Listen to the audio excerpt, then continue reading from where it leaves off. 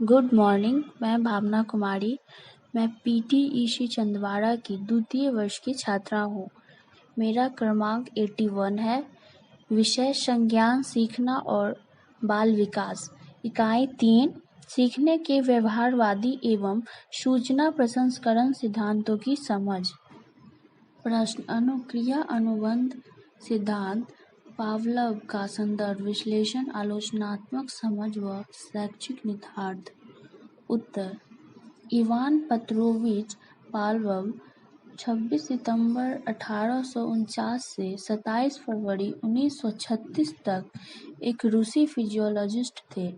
इस सिद्धांत का प्रतिपादन पावलोव ने 1904 ईस्वी में किया। पावलोव का अनुक्रिया अनुबंध सिद्धांत अनुक्रिया एवं अनुबंधन पर आधारित है। अनुबंधन वह प्रक्रिया है जिसमें एक प्रभावहीन उद्दीपन वस्तु या परिस्थिति इतनी प्रभावशाली हो जाती है कि वह छुपी हुई अनुक्रिया को प्रकट कर देती है।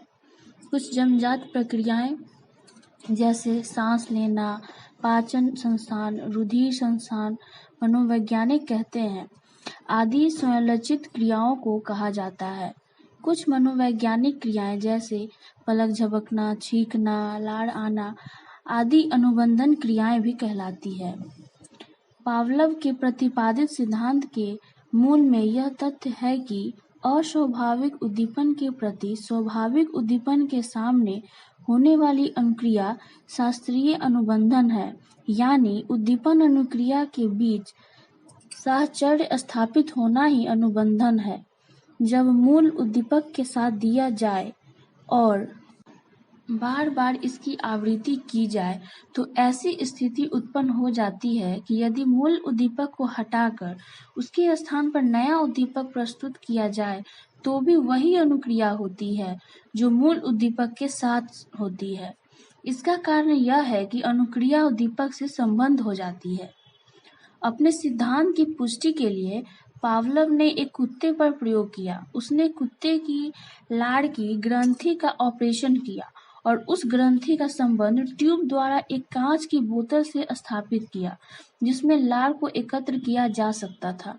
इस प्रयोग के पावलोव ने इस प्रकार की कि कुत्ते को खाना दिया जाता था तो खाने को देखते ही कुत्ते के मुंह में लार आना प्रारंभ हो जाती थी।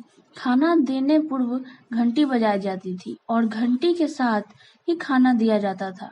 इस प्रक्रिया को कई बार दोहराया गया और उसके बाद घंटी बजाई गई लेकिन भोजन नहीं दिया गया। इस प्रकार क्रिया के पश्चात भी कुत्ते के मुंह से घंटी बजाते ही लार आनी प्रारंभ हो गई। यहाँ भोजन स्वाभाविक उद्दीपक है जैसे अनकंडीशनड स्टिमुलस या यूसीएस कहा गया है। भोजन को देखते ही कुत्ते के मुंह में लार आना स्वाभाविक रूप से ही भोजन को देखकर आ जाती है।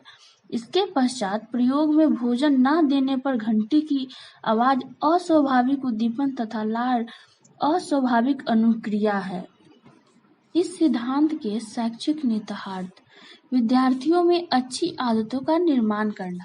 जैसे माता बच्चों को सुबह नींद से जगाती है तो बालक उठ जाता है।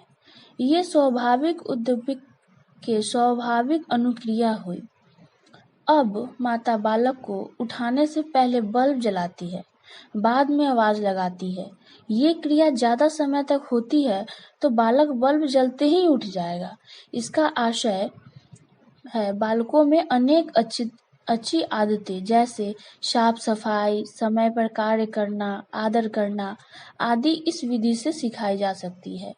अनुशासन की भावना का विकास भी इसी प्रकार किया जा सकता है।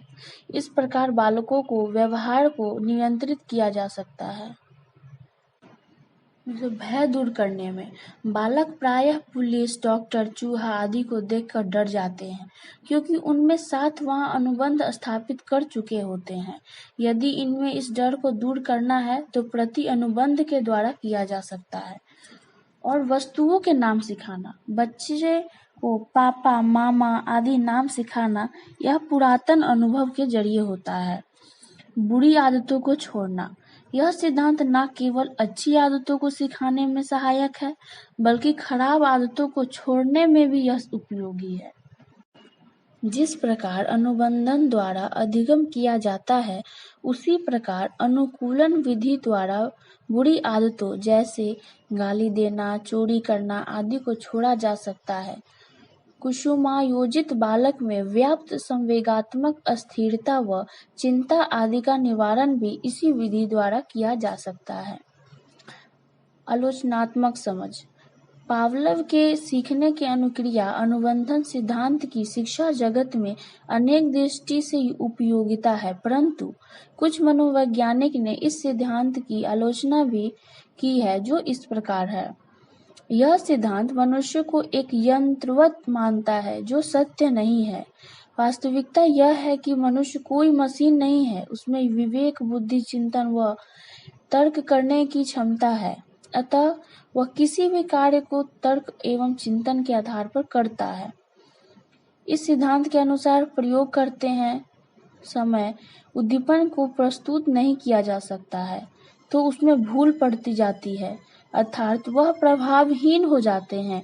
इसमें अर्थ यह निकलता है कि इस सिद्धांत द्वारा अधिगम स्थायी नहीं होता।